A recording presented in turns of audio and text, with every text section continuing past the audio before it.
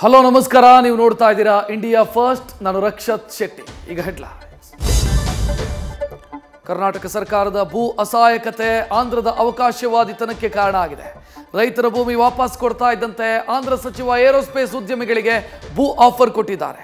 ತೆಲುಗು ರಾಜ್ಯದ ಮಿನಿಸ್ಟರ್ ಆಹ್ವಾನ ಕೇಳಿ ರಾಜ್ಯ ಕಾಂಗ್ರೆಸ್ ನಾಯಕರು ನಿಗಿ ಕೆಂಡವಾಗಿದ್ದಾರೆ.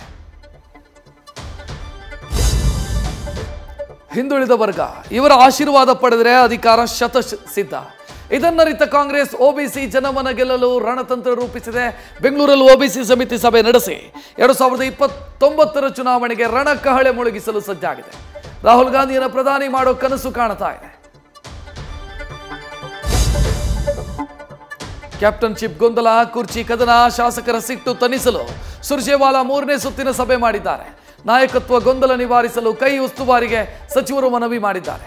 ಡಿಕೆಶಿ ಸಿಎಂ ಆಗಲಿ ಅಂತ ಸ್ವಾಮೀಜಿಗಳ ಬ್ಯಾಟಿಂಗ್ ಜೋರಾಗಿದೆ. ಡಿಕೆಶಿಗೆ ಪಟ್ಟ ಸಿಗಲಿ ಅಂತ 101 ಈಡುಗಾಯಿ ಒಡೆಯಲಾಗಿದೆ.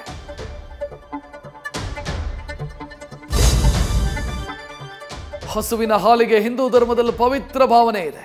ದೇವರ ಪೂಜೆಗೂ ಕ್ಷೀರ ಬಳಕೆಯಾಗುತ್ತೆ. ಆದರೆ ಹಾಲನ್ನು ಅಪವಿತ್ರಗೊಳಿಸಿರೋ ಅಮೆರಿಕ ಭಾರತಕ್ಕೆ ಮಾಂಸಾಹಾರಿ ಮಿಲ್ಕ್ ರಫ್ತಿಗೆ ಪ್ಲಾನ್ ಮಾಡಿದೆ. ಮಾಂಸಾಹಾರಿ ಹಾಲು ನಮಗೆ ಬೇಡ ಅಂತ ಮೋದಿ ಸರ್ಕಾರ ಖಡಾಖಂಡಿತವಾಗಿ ಹೇಳಿದೆ. ನ್ಯೂಸ್ ಫಸ್ಟ್, ನಿರ್ಭೀತಿಯಿಂದ ನಿಮ್ಮ ಪರವಾಗಿ.